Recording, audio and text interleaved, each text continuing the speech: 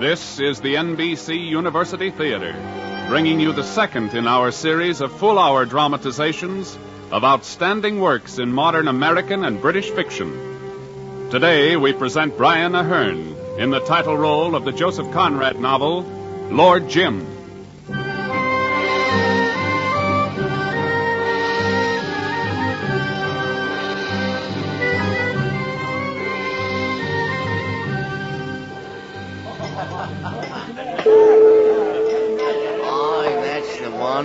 Powerfully built chap with a dogged self-drive to him. No, the same one, certainly. I've run into him in several of these eastern ports. Bombay, Calcutta, Rangoon, always worked as a water clerk. Deucedly clever at it, too. But I hear he's full of black ingratitude. Ship chandler never knew when he'd throw up his job and leave suddenly without so much as a thank you.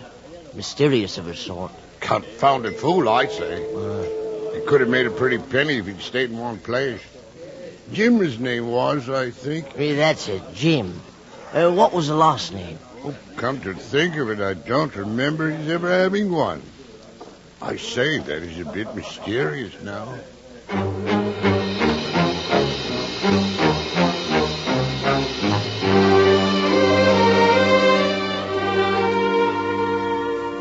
Jim had another name, of course, but he was anxious that it should not be pronounced. His incognito was not meant to hide a personality, but a fact. And when the fact broke through, he would suddenly leave the seaport where he happened to be and move on to another, generally farther east. When his flight finally cut him off from white men, the Malays of the jungle added a word to the monosyllable of his incognito. They called him Tuan Jim. As one might say, Lord Jim.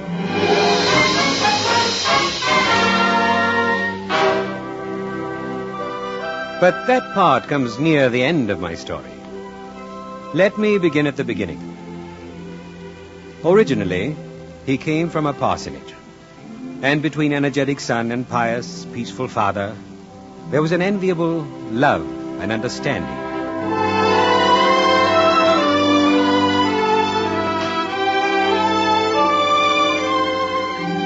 Well, son, I thought we might talk about your future this afternoon. You'll soon be finished at the school here. Yes, sir. A little milk in your tea? Oh, thank you. As you know, the parsonage here has been handed down from father to son for generations. You would make a good minister, I believe. Sir. But my father let me make my own decision, and you shall make yours. I want to go to sea, Father. To sea. I'm not totally surprised. I've noticed your taste in literature. But are you positive, son? The life will not be always as depicted in romantic sea tales. Oh, I'm sure. I'm very sure. It's the only life I want. Well, if you can match your enthusiasm with tenacity, I've no doubt you'll make it a good life. I'll make arrangements for you to be sent to a training ship for officers of the mercantile marine. Oh, thank you, Father. Thank you. You'll be proud of me, sir. I'll do big things. Just do the little things well, and I'll be satisfied. After all, you're my son. I think I'll warm my tea.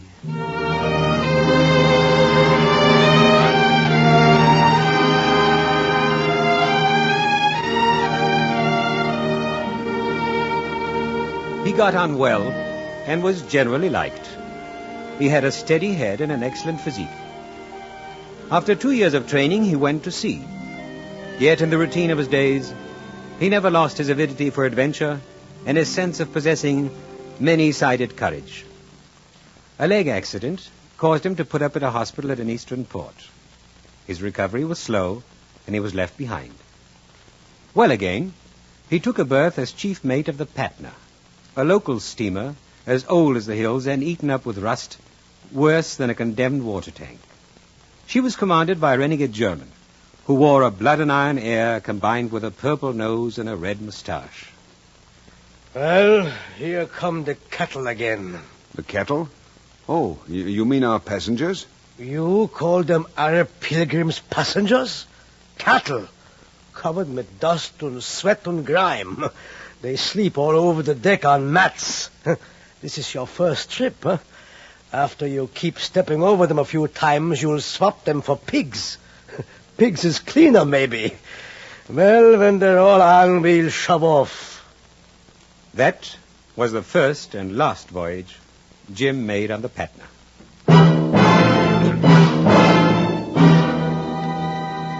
I met him at the police court of an eastern port where the inquiry was being held. Yes, you see, another ship had picked up the captain, mate, and 2 engineers of the Patna in their lifeboat. But when they reached port, the captain deserted, and the 2 engineers were too ill to testify. So Jim was the whole show. The judges could get nothing from him, though. I know as much of what happened as any man alive will ever know, I suspect. It was after I'd pressed Jim with the dinner invitation, and then served him some warming wine, that he opened up to me. It's all in being ready. I wasn't. Not that night. Oh, I don't want to excuse myself. But I would like to explain. I would like somebody to understand. Somebody, one person at least. You. Why not you? You've been knowing kind. I'd be happy to listen. It bulged, I tell you. We'd hit something big and it bulged, I tell you. I was holding my lamp along the angle iron in the lower deck when a flake of rust as big as the palm of my hand fell off the plate all of itself. That made you feel pretty bad, eh? Do you suppose I was thinking of myself? With 160 people at my back, all fast asleep on the fore-tween deck, and more aft, sleeping and knowing nothing about it. 3 times as many as there were boats for, even if there'd been time. And you felt there was no time? I expected to see the iron open out as I stood there and the ocean rush in. In a split second, I lived what could happen. A sea whitened by the struggles of human beings, clamorous with the distress of cries for help. And there was no help. Oh, it seemed to take all the life out of my limbs. Do you think I was afraid of death? No, by heaven, no. But a voice, my own voice, kept speaking aloud inside my head. 800 people and 7 boats. 800 people and 7 boats. And no time. Oh, I don't know how long I stood there. Perhaps a minute. It was timeless. Well, when I finally got to the bridge, these beggars, the captain and the 2 engineers, were getting one of the boats off the chocks. It's you. Lend a hand, quick. Quick, man. Aren't you going to do something? Yeah, clear out. What? Clear out, you fool. This crate won't last another minute. But these people... I suppose you can save them, you crazy fool. Lend a hand here. No. You mustn't leave them. You'd rather die with them? Die, then. Hand me that hammer. We've got to work fast here. Sure. Oh, the sliding bolt of the boat chock is jammed tight. Well, take the hammer to it here. Oh. I stood on the starboard side away from them. I wanted no part in their work. I can't remember thinking of anything, only waiting for the ship to suddenly dip into the sea. Come and help, for all that's holy. Come and help. I can't. Oh, if I had the time, I'd crack your skull for you. Won't you save your own life, you infernal coward? Let it sink, curse you. Come and help, man. Are you mad to throw away your only chance? Come and help, man. Look, the squall's coming. We're done for in a few moments if we don't loose this thing. It was black. Black. It had sneaked upon us from behind. I suppose there had been some hope at the back of my head yet. I don't know. But it was all over now. I was angry as though I'd been trapped. I was trapped. Hammer, mein Gott, the hammer. You silly fool. Do you think you get the ghost of a show when all that lot of brutes is in the water? Why, they'll batter your head for you from these boats. The squall engulfed us now. The rain was blinding when one couldn't tell where it ended and the ocean began. And just then, the jammed locks of the lifeboat gave way. That does it. Easy now. Lower her slow. Careful there. Swing it out now. She's going. Let her go. Easy. The next minute was crowded with a tumult of events and sensations that beat about me like the sea upon a rock. The squall had awakened many of the pilgrims. They didn't know what was happening, but they began to chatter wildly in their native tongue. The captain and the engineers had gotten down into the lifeboat. I stood with my hand on the davit. And then they began to scream from the boat. Jump! We'll catch you! The squall got to shove off. Jump! Jump! Please, can't you? Jump! Jump!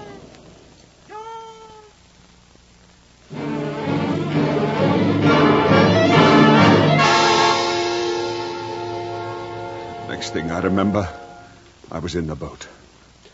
I had jumped, it seems. So it would seem. I knew nothing about it till I looked up. And then I wished I could die. There was no going back. It was as if I'd jumped into a well, into an everlasting deep hole. Oh, yes. I know it very well. Certainly I jumped. I told you I jumped. But they were too much for any man. It was their doing, as plainly as if they'd reached up with a boat hook and pulled me over. Can't you see it? You must see it. Come, speak straight out. You've been tried. I don't know what I would have done. Nor does any man. And when the Avondale picked you up, you told them... What I believed.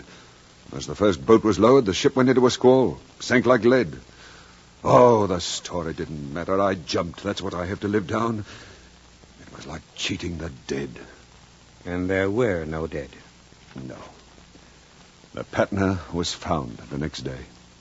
Adrift. Was towed to Aden. If I'd only stayed on. Oh, what a chance missed. What a chance missed.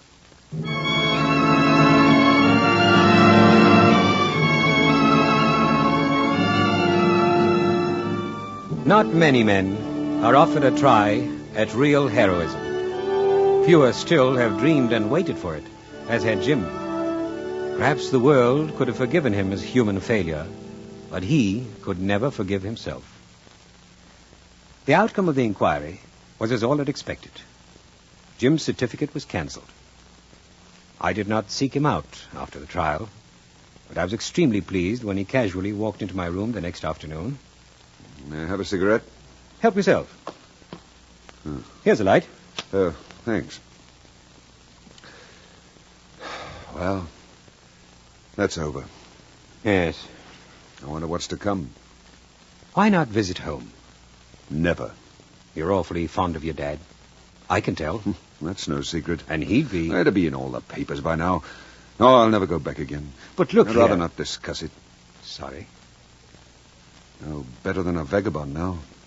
Without a single... Well, someday one's bound to come upon some sort of chance to get it all back again. Must. Perhaps. If life's long enough. Don't reckon too much on it. I feel as if nothing could ever touch me again. You still won't take the money that's due you from the Patna? I suppose you intend to eat and drink and sleep under shelter in the usual way. What will you do tomorrow? Where will you turn? That isn't the thing. You've got to live. On every conceivable ground, you must let me help you. You can't. But I can. No, I won't take money. Upon my word, you deserve being told to go to blazes. It isn't a question of money at all. Look at this letter. I'm writing to a man of whom I've never asked a favor. I make myself unreservedly responsible for you. He'll give you a job with his firm. A rice mill. Joe, you're a brick. Why, this is what you... Well, you don't mind my not saying anything appropriate? There isn't anything one can say. Oh, no. All right, I'll shut up. But you can't stop me from thinking, though. Never mind. I'll show you yet. I always thought that if a fella could start with a clean slate, and now you, in a measure... Yes, a clean slate. I'll show you.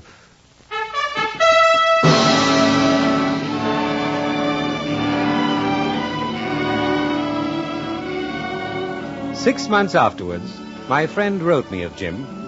He was highly pleased with his work, as well as his personality. Jim had a chance for big advancements. Then, after a few more months, I chanced to stop at the city where my friend lived. I was looking forward to seeing Jim, too, but not with you any longer. But I thought you liked him. What happened? What happened? Exactly. You tell me. I was deucedly fond of him. Even had him stay here in my home. And last month I came down to breakfast one morning and found a note from him. He'd gone. Sorry. That was all. Allow me to say, lest you should have some more mysterious young men in reserve, that I have shut up shop. But he must have given a reason. Think hard. No. Well, there was, but that couldn't have been a reason for... What did you just think of? Oh, a trifle. I had a man to look after some machinery at the mill. Jim didn't seem to like him much, but he was such an insignificant fellow, really. Why didn't he like him? Well, dash it all, I don't know. I remember, though, he got rather upset when the fellow mentioned they'd been on a ship somewhere together.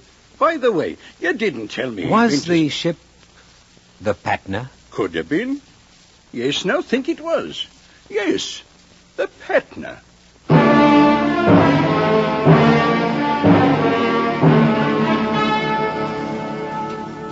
One chance in 100. But it's always that 100th chance. And Jim had been forced to move on. Had forced himself. And thrown over a fortune. The next I heard from him, he was a water clerk for Ekstrom and Blake, ship chandlers in a still more eastern port. When my ship put in there, I went to the offices. Ekstrom told me the story this time.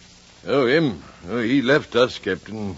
When did he leave? Well, let's see. The very day a steamer with returning pilgrims from the Red Sea put in here with 2 blades of a propeller gone.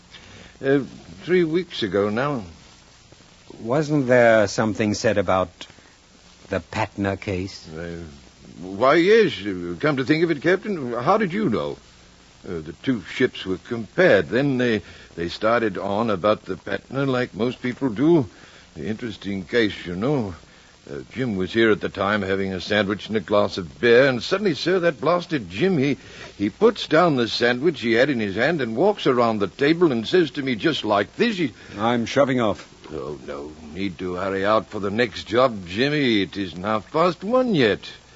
You might snatch a smoke first. I'm off for good. Leaving you. Huh? What? That's it. Rising the wage. Oh, that's the trouble, is it? Oh, well, all right. There's no need of all that fuss with me, Jimmy. Just mention your figure, anything in reason. You're good at your job and worth the price. No, I can't stop with you. Huh? What's the bloomin' joke, lad? No joke. I've got to go. What is it you're running away from? Who's been getting at you? Where did you expect to find a better berth? No place. Oh, look here, this business ain't going to sink. I give you my word. If you knew my reasons, you wouldn't care to keep me. That's the biggest lie you ever told in your life. I know my own mind. Can't you really stop long enough to drink this glass of beer, you funny beggar, you? Goodbye. You're not half a bad chap, Ekstrom. Well, if you're in such a hurry, here's luck to you in your own drink. Only mark my words, if you keep up this game, you'll sure find that the earth ain't big enough to hold you. Goodbye. He gave me one black look. Out he rushed with a face fit to scare little children. Haven't been able to get a man that was any good since. And where might you have come across him, Captain, if it's fair to ask? He was the mate of the Patna that voyage. And who the devil cares about that? I dare say no one. Save himself.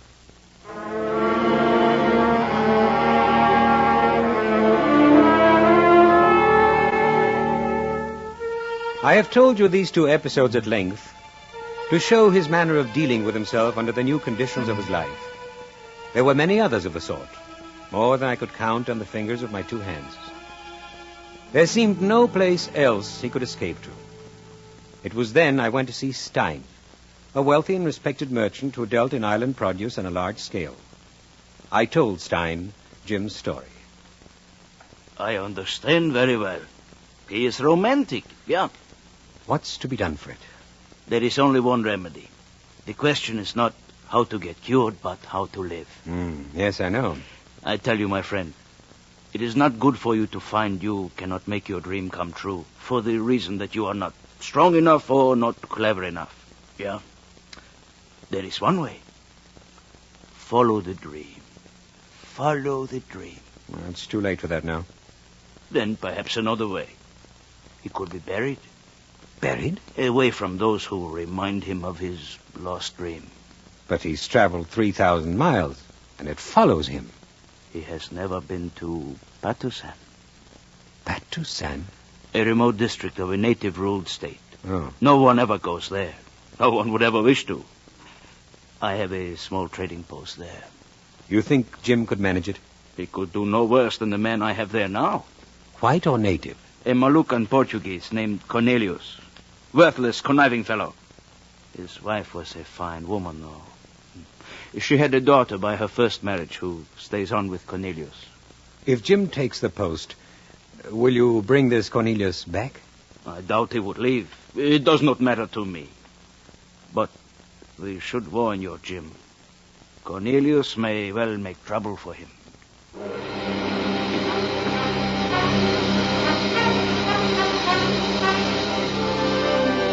The afternoon I stood on the dock saying goodbye to Jim.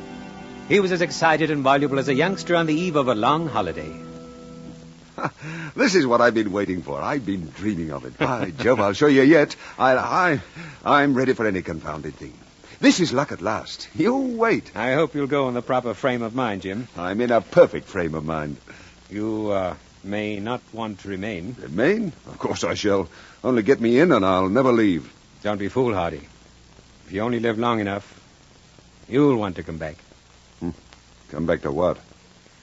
All right. Forget I mentioned it. But at least be prepared for what you'll meet when you get there. Stein warned you of the worrying and pillaging that goes on between the native factions of Patusan, didn't he? Yes, sure. That decadent Raja and the bandit Sheriff Ali. All of that. All of that can become a bit annoying when you're there without help. Oh, but I'll have help, you know. That old chap called Doramin, one of the principal men out there, is a great friend of Mr. Stein's. He'll be my friend, too. Oh, I say, don't look at me that way. I promised to take care of myself. Yes. That's better. I won't take any risks. Of course I won't. I mean to hang out, so don't you worry. By Joe, I feel as if nothing could touch me. Why, this is luck from the word go. I wouldn't spoil such a magnificent chance. It's a magnificent chance.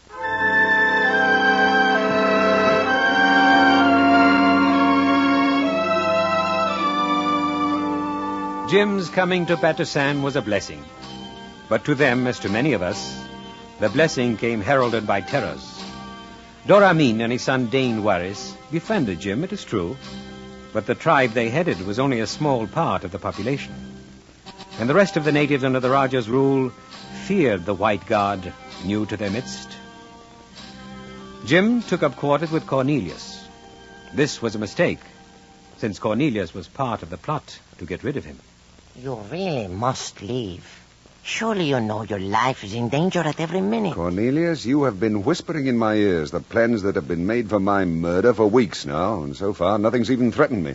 So far. A man can become even contemptuous of his own suicide when it becomes such a familiar threat. They will do it, I tell you. Let them try. Once. It will be too late then. On their first attempt, they will succeed. I know these people. I'm getting to know them too, however. I think they fear me, Cornelius. Just that. You have no time to lose. For your safety, only with the thought of your safety, I have gone to great pains to devise a plan. A plan? For your escape.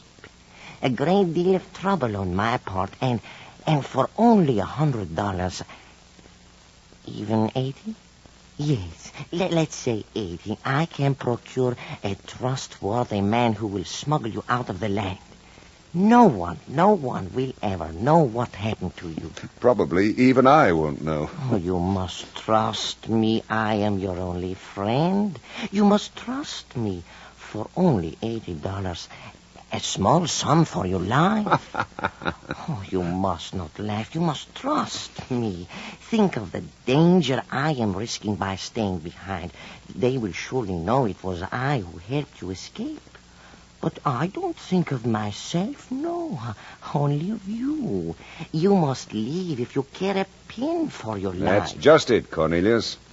If it means running away, I don't care a pin. No? You refuse? You insist on staying? I am staying. Then your blood be on your own head. I shan't try to befriend you any longer. It's quite all right with me. I'm going to live in Patusan. You shall die here.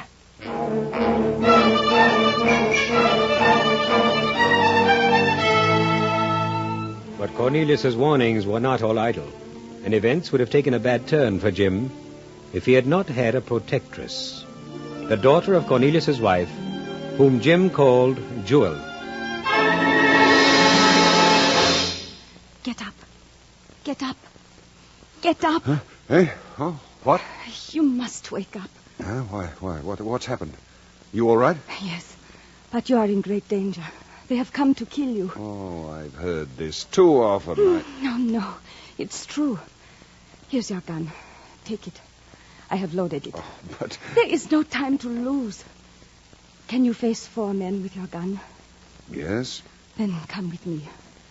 I'll hold the torch high so you can see your way along the path. Now, come. But you must tell me what this is all about.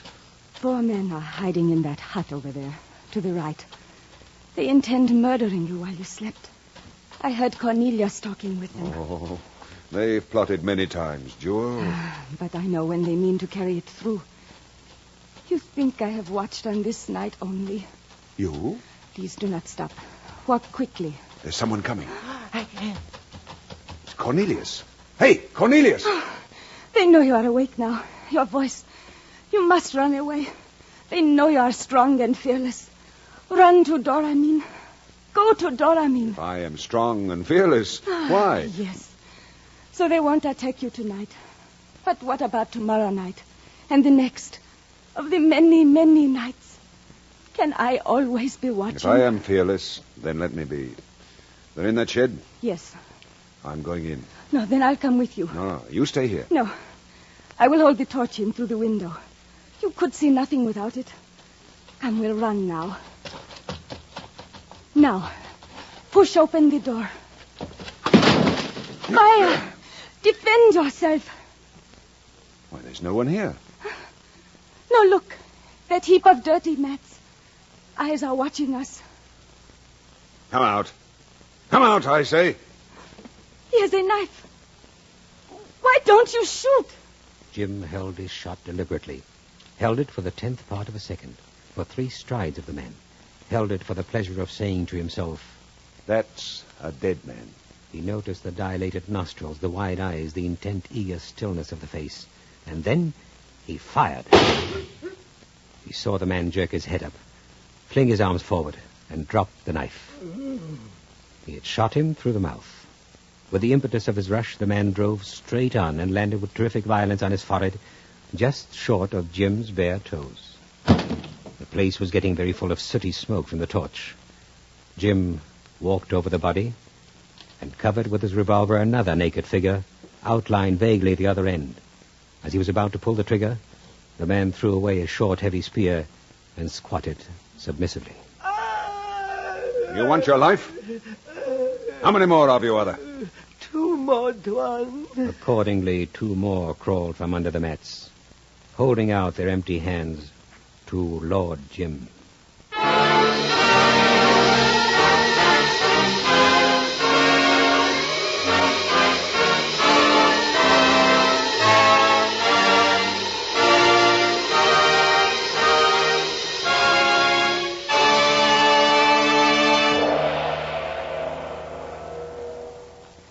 From Hollywood, the NBC University Theater is bringing you Brian Aherne in Lord Jim by Joseph Conrad, another in our special series of dramatizations of great English and American novels. Our intermission commentator today is Dr. Harvey C. Webster of the University of Louisville, where these productions are currently being used in conjunction with his course in Anglo-American fiction as part of a national college by radio plan, which permits our listeners to earn credit toward a college degree by means of radio. Now, here to comment on today's novel, Lord Jim, is the distinguished author and lecturer, Dr. Harvey C. Webster, speaking to you from Louisville. And say they're usually pessimistic thoughts. Many read Conrad as philosopher and accept or reject him as they accept or reject what they think Conrad thinks. This is unfortunate. An artist, especially a great one like Conrad, is more than his philosophy, more than his experience, above, in spite of himself, his prejudices. Typhoon, one of Conrad's best tales, is not only about its title, it is also about man's courage, nature's apparent hostility, and much else. Victory, the only Conrad novel I like better than Lord Jim, is not a pessimistic sermon or a melodrama or an exhibition of the beautiful English a man born in Poland can write.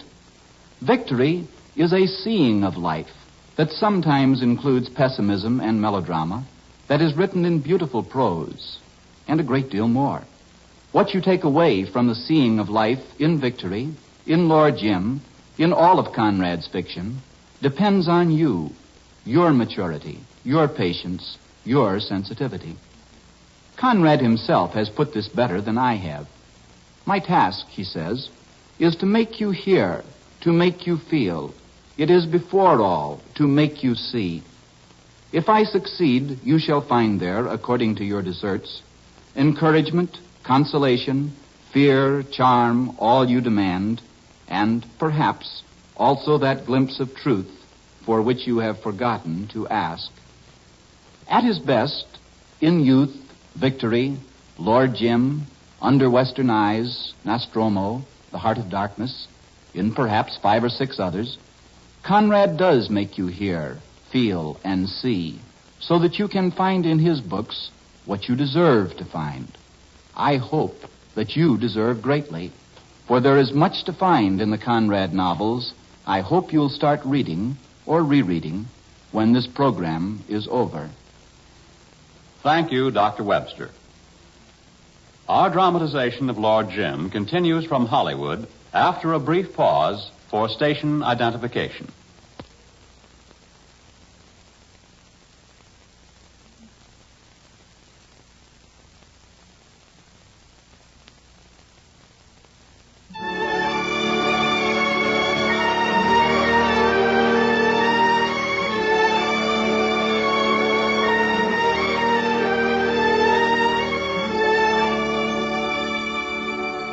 I visited Patusan 2 years after Jim's arrival. It was inconceivable how many things he had regulated over the entire island, the good he had done the people. When the natives spoke of Tuan Jim, their tone was a strange mixture of familiarity and awe. Jim had a very fine house in the native style.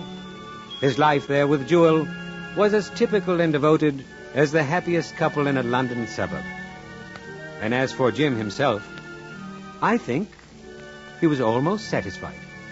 Almost satisfied. What man can hope for much more?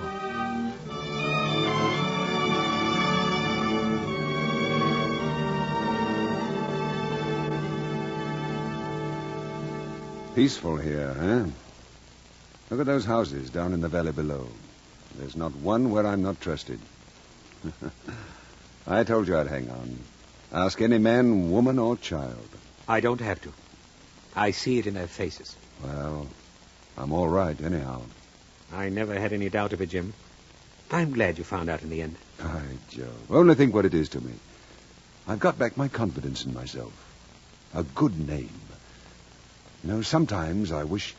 that you could go back and prove it to the others? No, I shall hold on to what I've got. I can't expect anything more. Not out there in the world, anyhow. No, this is my limit, because nothing less will do. Then you have no desire to leave for any personal happiness? Leave? It'd be harder than dying. No, on my word, don't laugh. Every day, every time I open my eyes, I feel that I'm trusted. And then there's Jewel. I love her dearly, more than I could tell.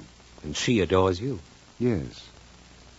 You take a different view of your actions when you come to understand, when you're made to understand every day that your existence is necessary, absolutely necessary to another person. I'm made to feel that, and it's wonderful. I've been only 2 years here, and now, upon my word, I can't conceive of living anywhere else. Jim, you said you were all right now. Does that mean, too, you've forgotten why you came here? Not yet.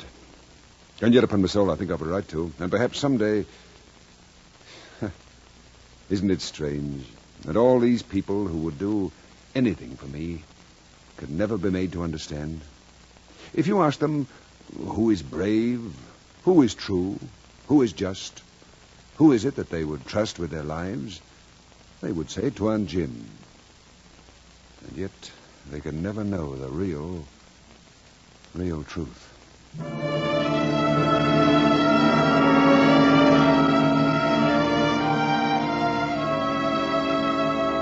There was one person in Patusan who felt the shadow of the truth, however, without knowing. And for her, it became a haunting fear. I sensed that Jewel had been waiting for an opportunity to speak with me alone. It came one evening when Jim, followed by his faithful servant Tammy Tam, had started on his rounds.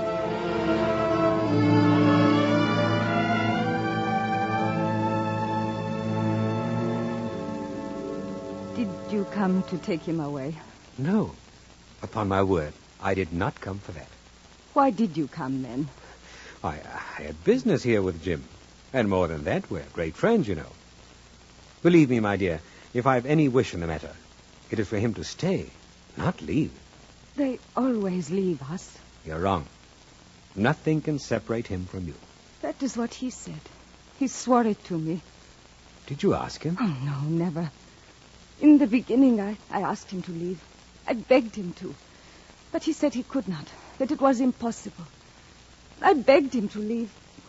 I was thinking of his safety, but I was trying to save myself, too. Save yourself? I did not want to die weeping, as my mother did. I wanted him to leave before it was too late for me. But you say he swore to you he would stay. Yes. And is it possible that you do not believe him? Other men have sworn the same thing. My father did. But he's not like that. Why is he different? Is he better? Is he? On my word of honor, I believe he is. Tell me, is he more true? More true than any other man. Fear shall never drive him away from you. What is it, then? What is it?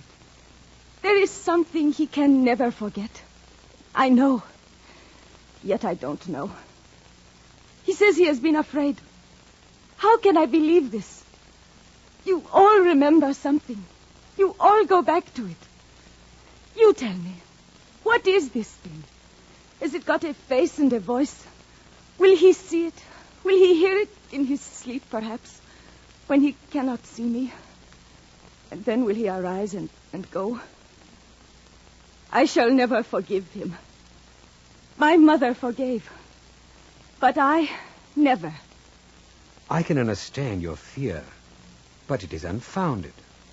There's nothing in that outside unknown world, nothing living or dead, no voice, no power that can tear Jim from your side. No one wants him. No one? No one. Why? Why? Tell me why. You really want to know? Oh, yes, yes. Because he's not good enough. But that is the very thing he said. You lie. Both of you.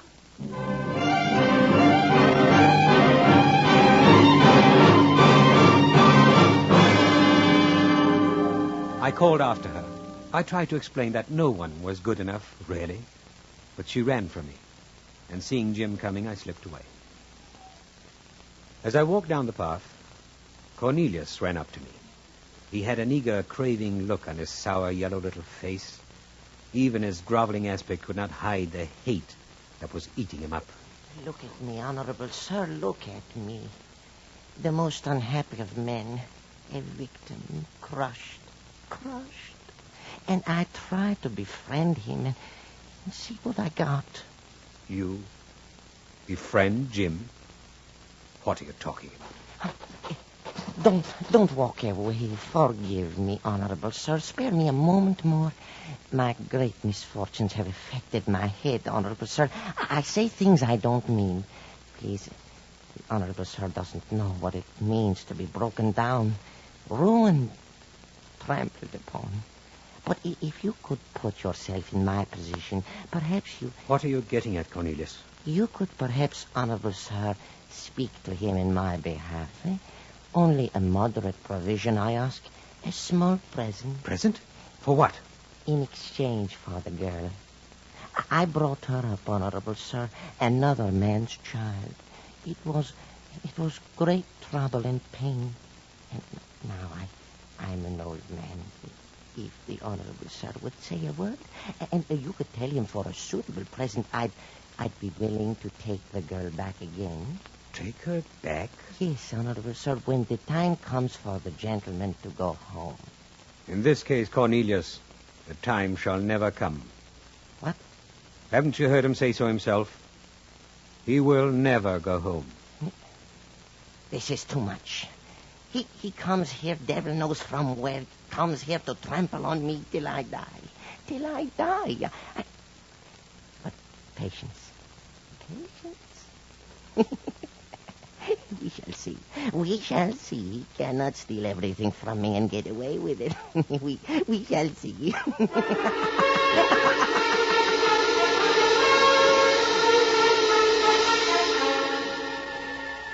It all began about a year later with a man named Brown. Gentleman Brown, he was ironically called, who with a small but cold-blooded band pillaged the helpless native villages of the eastern seas.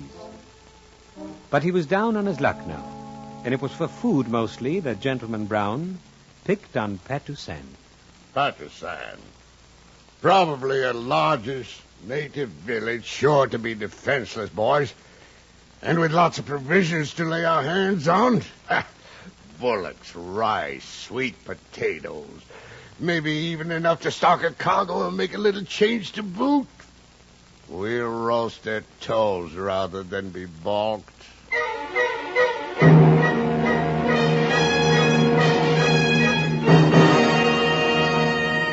But Gentleman Brown had not counted on the influence of Tuan Jim, on the well-stocked ammunition stores. Though Jim was away on a trip to the interior, the natives on the Dane Waris within a few hours had forced the invaders to seek protection behind a blockade on a small knoll. The situation seemed hopeless for Gentleman Brown until Cornelius arrived and opened his eyes to the home affairs of Patusan. Yes, there are possibilities, I tell you, immense possibilities. Perhaps we could work together and beat him. But who is this white lord you've been raving about? What's his name? Jim. That's not enough for a man's name. What is he? Where does he come from? Is he an Englishman? Yes, but he's a fool. All you have to do is kill him, and then you are king. Perhaps I could persuade him we should work together.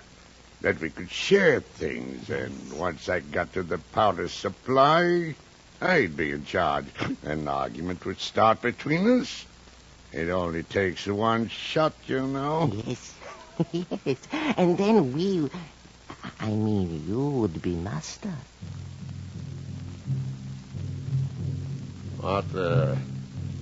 What's that? He has come. Already? Are you sure? They are sounding the drums for him. Oh, why such a row? For joy. He is a very great man, but all the same, he knows no better than a child. And now look here, how is one to get to him? He will come to talk to you. What do you mean? Come down here strolling, as it were? Yes. He is just that much of a fool. You shall see what a fool he is. You shall see. He is not afraid of anything. He will order you to leave his people alone. He's just like a little child. He will order you to leave his people alone, and then, Captain, you tell that tall man with a gun who's such a good shot to shoot him. Just you kill him, and you shall frighten everybody so much. You can do anything you like with them afterwards. Fine. Yes, fine.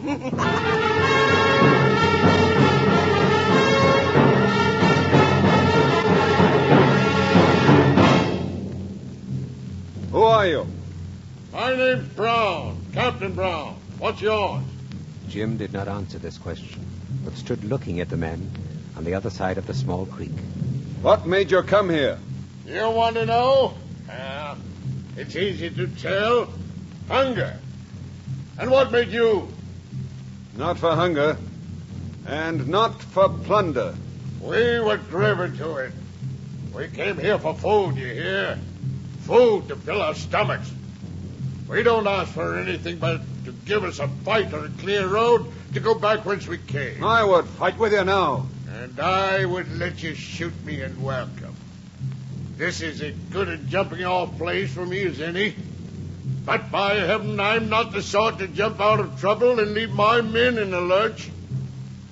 What did you do out there on the outside to be driven to this? Have we meant to tell each other the story of our lives? I won't ask you what scared you into this infernal hole where you seem to have found pretty pickings. That's your luck and this is mine. The privilege to beg to be shot quickly or else to go free and starve in my own way. Will you promise to leave the coast and to surrender your arms? Surrender our arms? Not till you come and take them out of our stiff hands. Ha! You think I've gone crazy? Very well. You shall have a clear road or else a clear fight.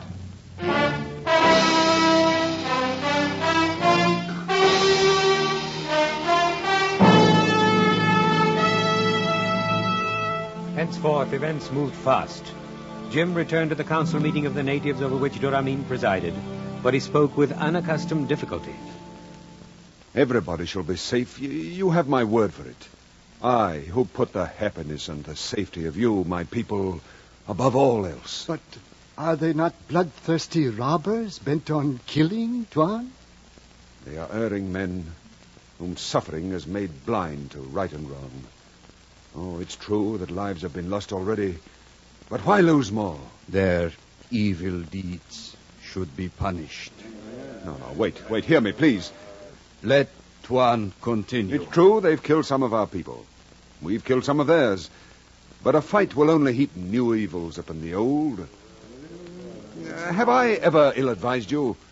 Have my words ever brought suffering to you? You have always been our friend. I am one of you.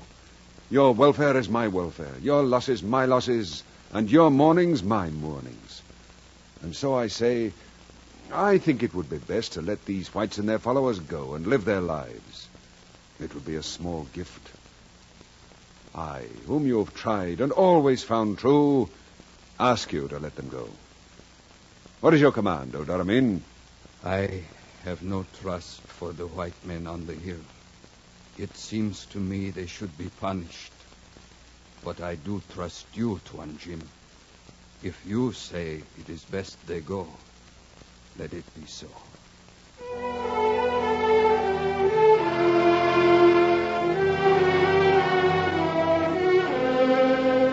The message was sent to Gentleman Brown, and Tammy Tam, Jim's servant, was dispatched with a message to Dane Warris, who waited with an encampment farther down the river, that the white men should be allowed to pass unmolested. But a new member was aboard the invaders' boat as it made its way along the foggy river this time. A man with a thirst for revenge in his eyes. The man was Cornelius.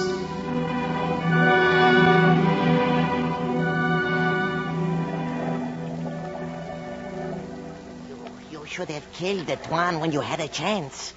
That would have done no good. Well, at least we're getting out alive. And he sent a bit of food to boot. A bit of food, bah. When you could have had gold and precious stuff. The place is full of it. Huh? Yes, he stole it. Why could you not have taken it from him? You have as much right. Gold? He tricked me. Oh, now you see it. What a fool you were. It's too late now. For the gold, perhaps. Not for revenge. Huh? Dane Warris is encamped farther down the river with a band of warriors. So?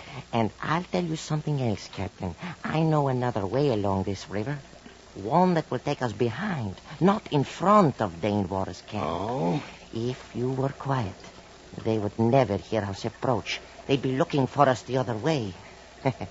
And this fog makes an extra covering. Can you find your way in this soup? I have lived here a long time. I'll follow your directions.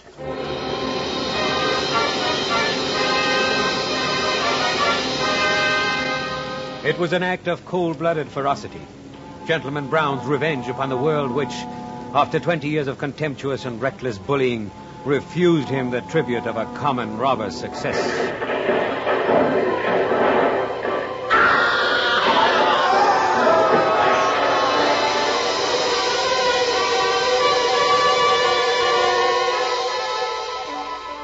When Tammy Tam, paddling madly, got back to the town, the women were looking out for the return of Dane Warris's fleet of little boats. The town had a festive air. Tammy Tam, panting, with trembling lips and wild eyes, rushed to the house of Lord Jim. It is I, Tammy Tam, Tuan, with tidings that cannot wait. Yes? Come in.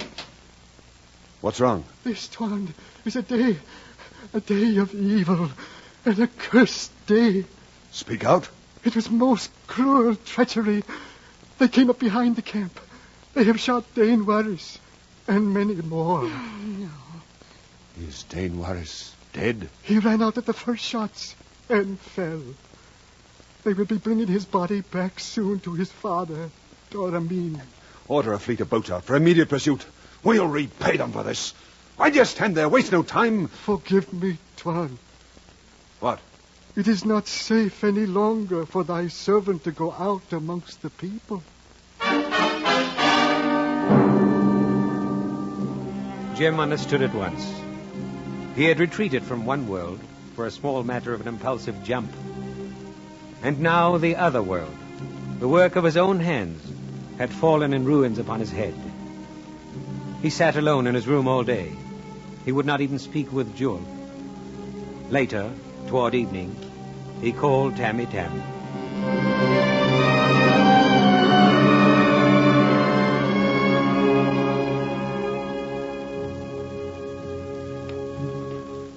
Well? There is much weeping, much anger, too. What does the council say? You know?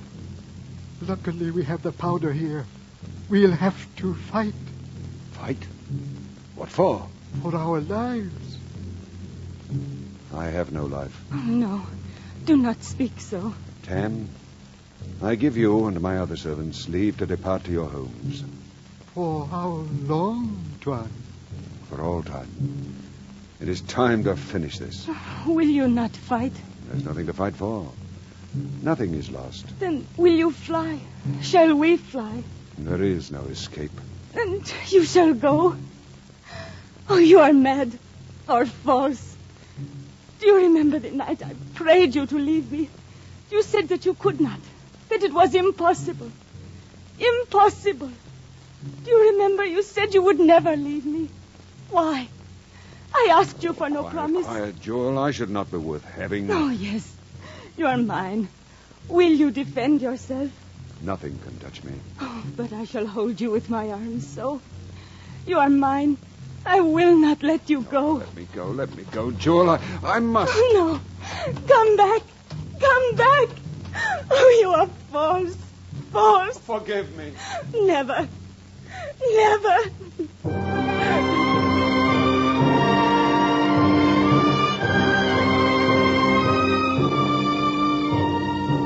Jim got into his boat without looking back once on the girl crumpled upon the ground. He paddled to Doramin's compound. Tammy Tam had come this far with Jim, but the Tuan forbade him to go any farther. Torches twinkled here and there. Wailing filled the night air. The body of Dane Warris lay on a low couch in front of his father.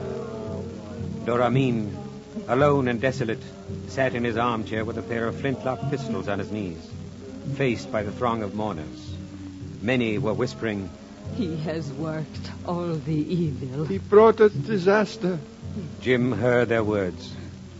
When he came into the light of the torches, the wailing ceased suddenly. Doramin did not lift his head. Jim stood silent before him for a time. The people began to murmur in a surprised tone. He came. He came. He hath taken it upon his own head. Yes, upon my own head. I am come in sorrow. I am come ready and unarmed. I have come to say goodbye to my friend, Dane Warris, and to stand before the great Doramin. Yes, I take it upon my own head. Doramin stood, tottering a bit. His eyes stared with an expression of mad pain and rage.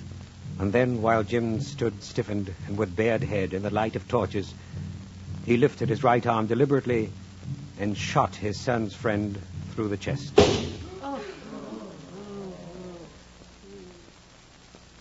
They say that the white man sent right and left at all those faces a proud and unflinching glance. Then, with his hand over his lips, he fell forward, dead.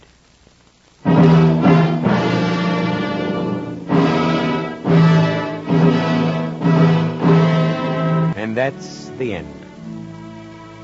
He passes away under a cloud, instant, forgotten, unforgiven, and excessively romantic. Not in could he have seen the alluring shape of such an extraordinary success.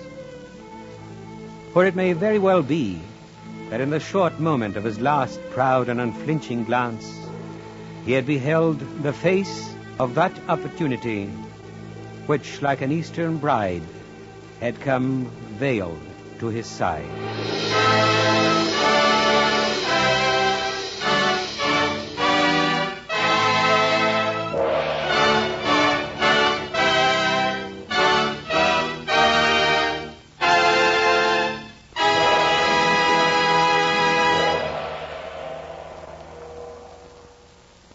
The curtain falls on the second in our new series of full-hour dramatizations of outstanding works in modern British and American fiction. Today, the NBC University Theater has brought you an adaptation by Agnes Eckert of the Joseph Conrad novel Lord Jim, starring Brian Aherne, internationally celebrated star of stage and screen. Our cast included Donald Morrison, narrator, Norman Field, Rolf Sedan, Jerome Sheldon, Paul McVeigh, Jack Crucian, Sidney Miller, Maya Gregory, Joseph Granby, Victor Perrin. Intermission commentator today was Dr. Harvey C. Webster of the University of Louisville, where productions of the NBC University Theater are currently being used in conjunction with his course in Anglo-American fiction under a special college by radio plan.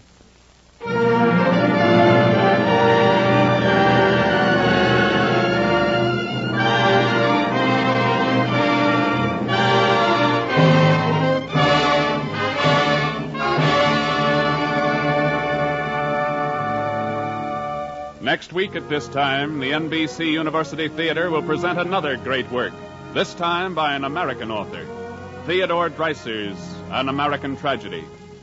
Your director was Andrew C. Love. Original music for Lord Jim was composed by Albert Harris and conducted by Henry Russell.